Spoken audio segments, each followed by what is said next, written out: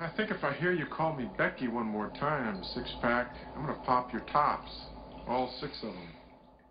Who are you?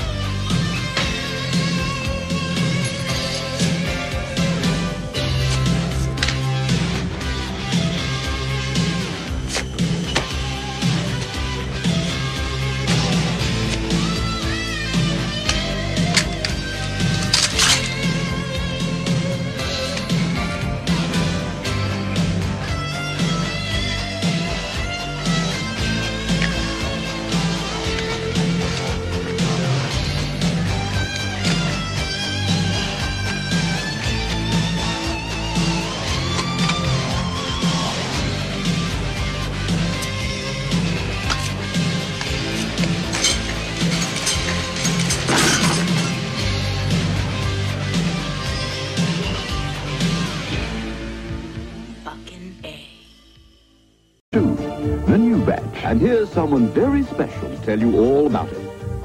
Boy, this is a really good movie. The funniest film of the year. Wild, wacky, and weird, says Patrick Stoner, PBS Flicks. And there you have it. Unsolicited testimonial from Gizmo himself. So listen to Gizmo. You know he'd never lie to anyone. Gremlins 2, the new batch. Rated PG-13. Now playing at a theater near you. Hey, this is Matt once again. We're about to another review, and this is another request for Nick B. If anyone wants to request any type of reviews or re-reviews or movies or something else or topics, reactions, anything of the sort, video-wise, you can request it either by sending it directly to my PayPal or join my Patreon. Both things are down below in the info box. Now, Gremlins 2, the new batch. About 6 years after the first film, Joe Dante doesn't want to do a sequel because he doesn't want to do the same thing, which I can perfectly understand that. But ultimately went, can I have free reign? Yeah, you do have free reign. So they gave it to him and made Gremlins 2. And while I don't think it has as much as the heart as the first film, it has a lot of creative juices flowing. It has this anarchist tone. Anarchy, chaos reigning supreme.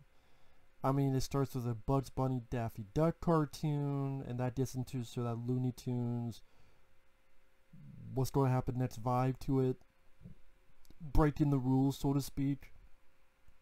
I mean, you even have a moment where the fucking film breaks, and you're breaking the fourth wall, and it feels as if the Gremlins are in the projector.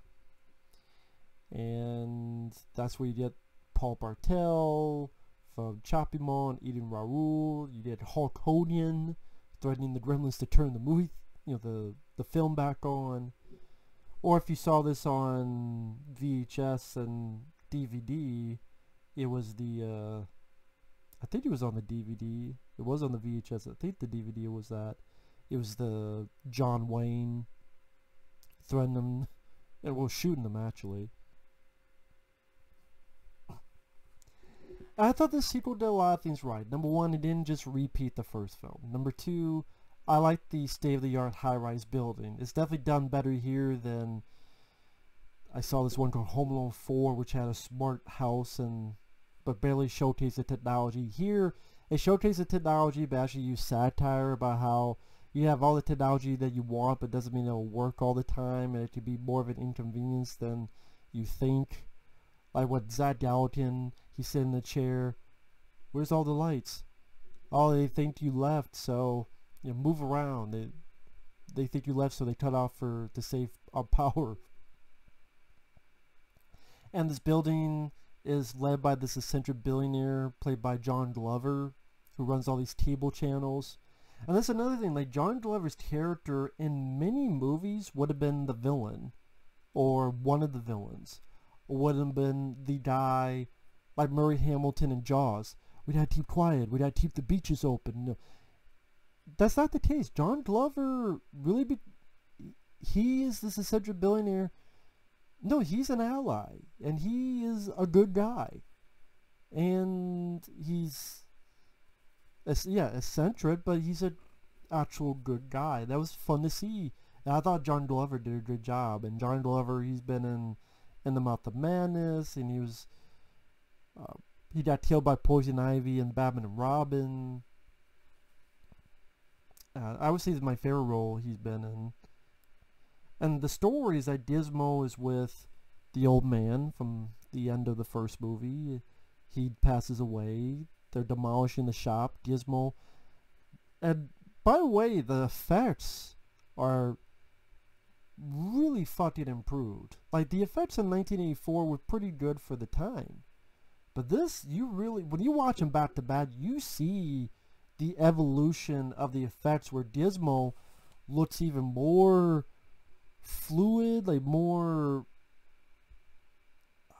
realistic in his movements. They actually show him running, and just his facial reactions and the puppeteer.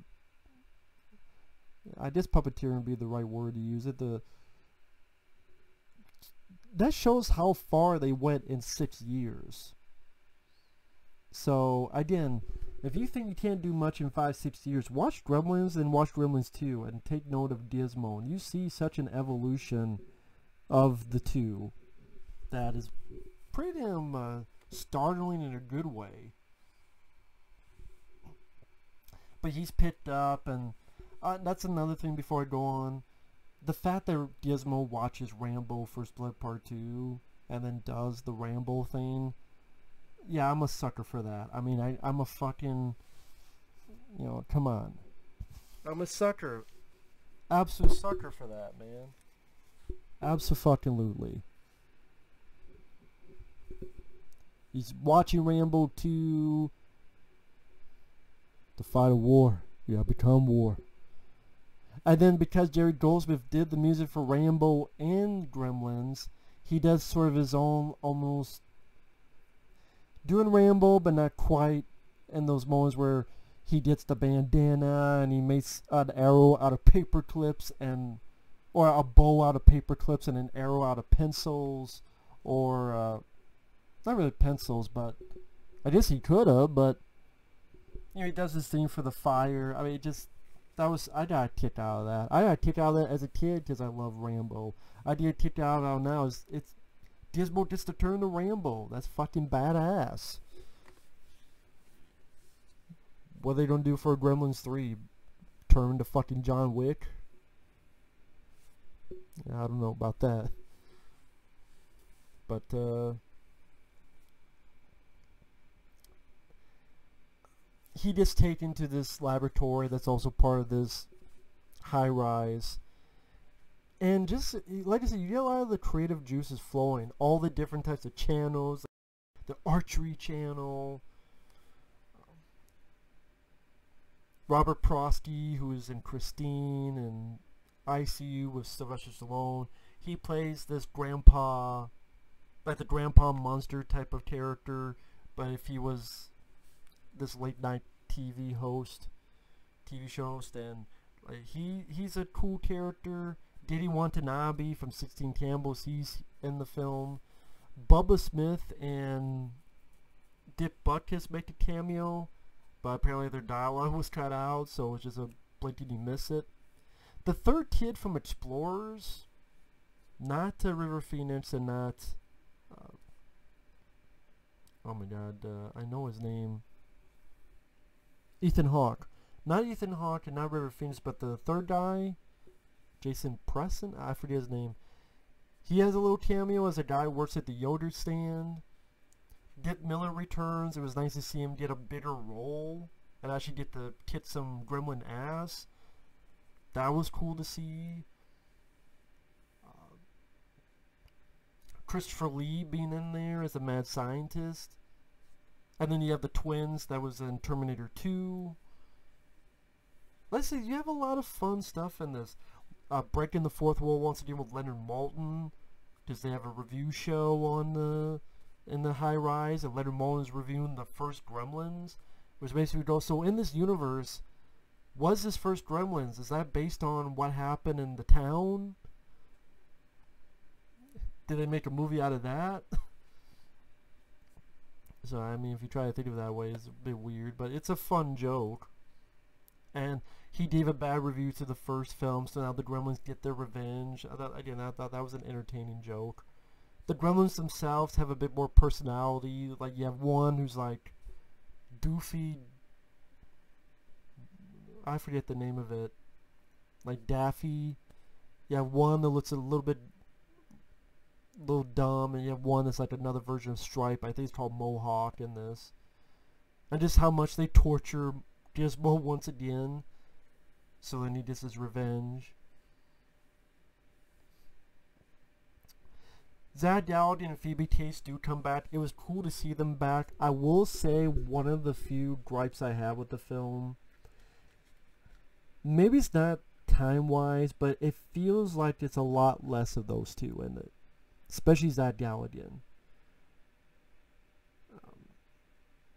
I don't know, it just seems like he has a lot more screen time in the first film. Here, there's a lot of sections where he's, well, maybe I wouldn't put it that way.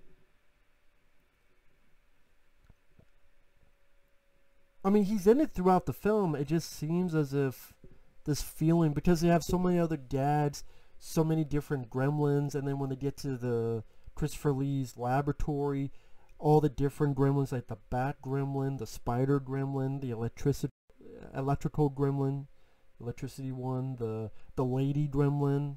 I don't know if he's a lady or a transvestite. I don't know. I just lady.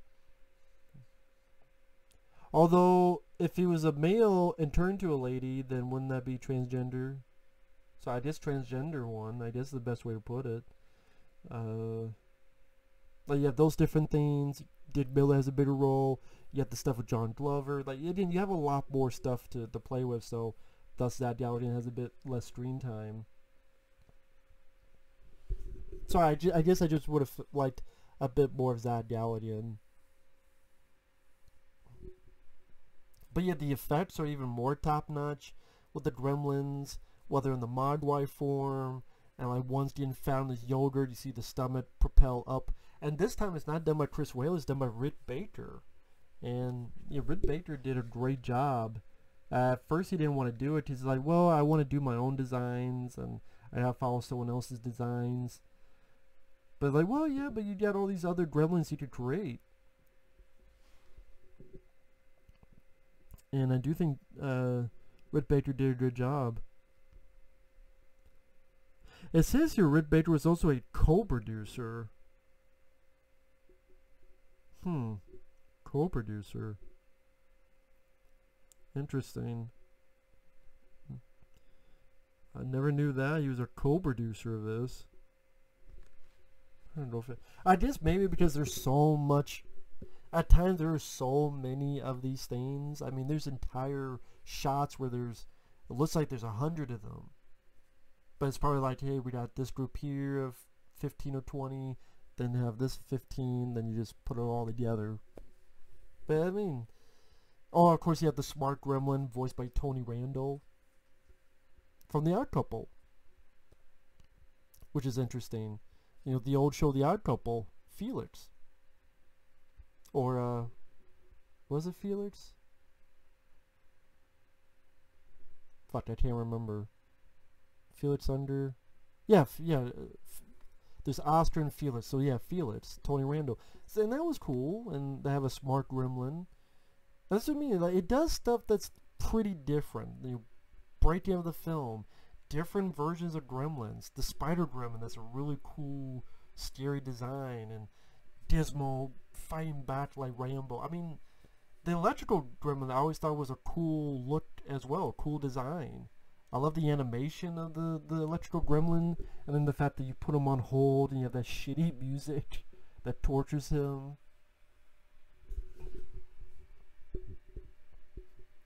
Again, John Glover, it's nice that his character was not evil. It was refreshing, because usually that would be the way to go. Oh, he's evil, and we gotta keep hush hush. No, yeah, that was a nice change of pace for that kind of character.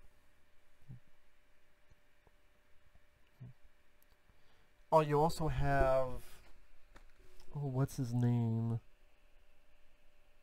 Robert Picardo, who worked with Joe Dante quite a few times. He was in Inner Space, among others.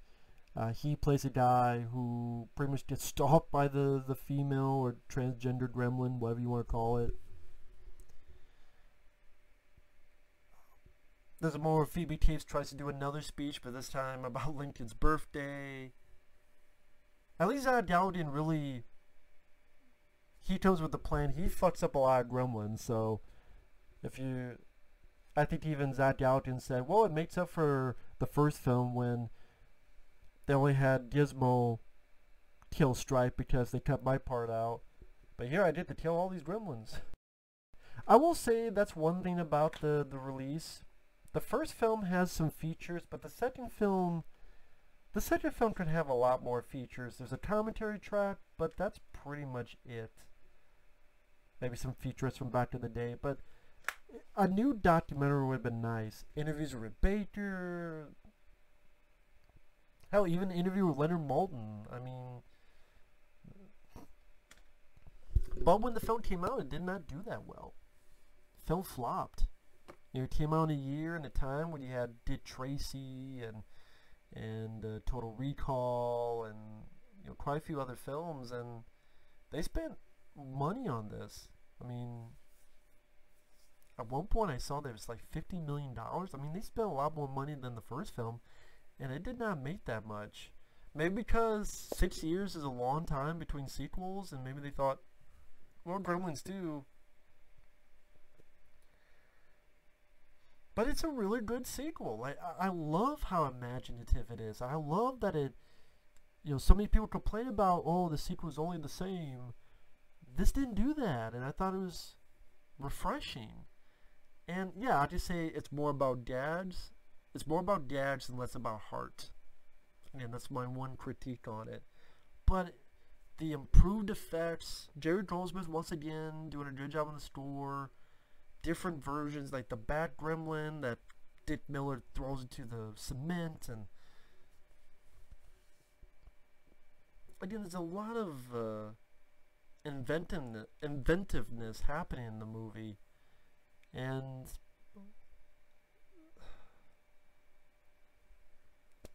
sadly, I do wonder if that was one of his downfalls. Not to me as a viewer, but maybe people thought, not for me. I don't know. I don't know why it bombed so badly. Maybe at the time people were not crying out for another Gremlins movie. Maybe that's the case. And then they saw, they were, oh wow, this is really good. But yeah, at the time I guess they're like, Gremlins 2? Why? Nowadays they wouldn't say that. But another sequel? Yay, best movie ever. Hasn't come out yet. I don't care, it's the best movie ever. But it hasn't come out yet. I don't care, it's going to be the best movie, the best. But back then maybe they were more selective. I don't know. I don't know. I don't know. Did Spielberg produce this as well?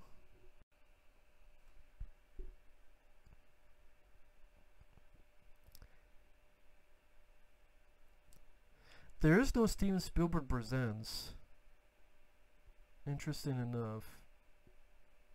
Well, executive producers. Okay, he's a executive producer on it, to be fair. But no Steven Spielberg Presents. Because you look at this, like Steven Spielberg Presents Goonies, Steven Spielberg Presents Gremlins. No Steven Spielberg Presents on this one. Written by Charlie Haas. Yeah.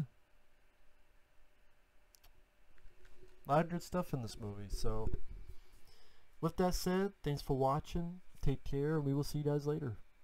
Bye-bye.